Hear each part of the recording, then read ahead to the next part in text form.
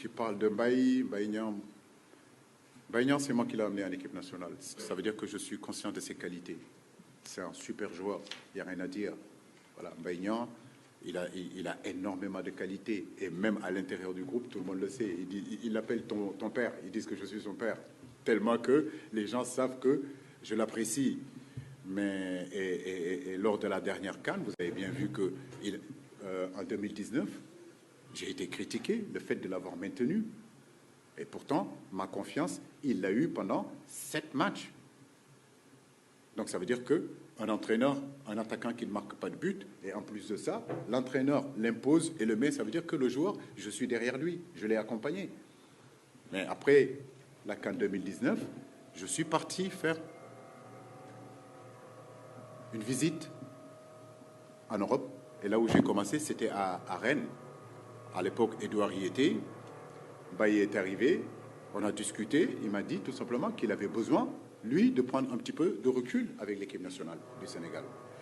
On partait à jouer contre le Brésil. Je ne sais pas si vous rappelez de cette histoire. À Singapour, il a émis le souhait de rester avec son club. Voilà. Et il a fallu qu'on se batte pour que même qu'il se déplace pour venir constater sa blessure.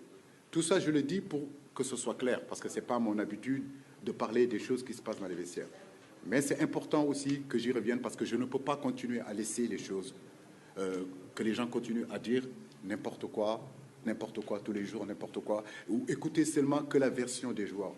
Donc c'est important aussi que ma version, qu'on l'écoute. Donc c'est juste pour dire que quand il m'a dit qu'il avait besoin, à un moment donné, de recul, je n'étais pas d'accord.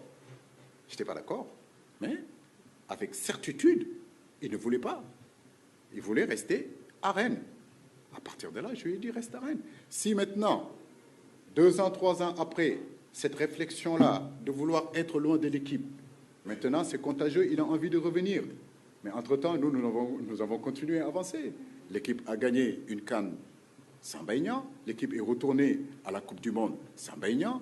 Nous continuons à marquer des buts. Si on regarde la dernière CAN, quoi qu'on puisse dire, en 4 matchs, nous avons marqué 9 buts. Voilà, 9 buts en 4 matchs. Et on a encaissé seulement que 2 buts. Et 2 buts sur coup de pied arrêté, un penalty et un corner. Les gens qui me parlent de tactique, que la tactique n'a pas été bonne. Mais la tactique, elle est bonne. La tactique, c'est ça. La tactique, c'est ça. Voilà. Donc, pour Mbaye, la porte ne lui est pas fermée, mais qu'il continue à travailler et qu'il comprenne que l'équipe d'avant n'est plus l'équipe d'aujourd'hui. Donc, ça dépend de lui. S'il a l'état d'esprit qu'il faut, s'il a la mentalité qu'il faut, l'équipe ne m'appartient pas. L'équipe appartient à tous les joueurs sénégalais. Donc, il est susceptible d'être sélectionné.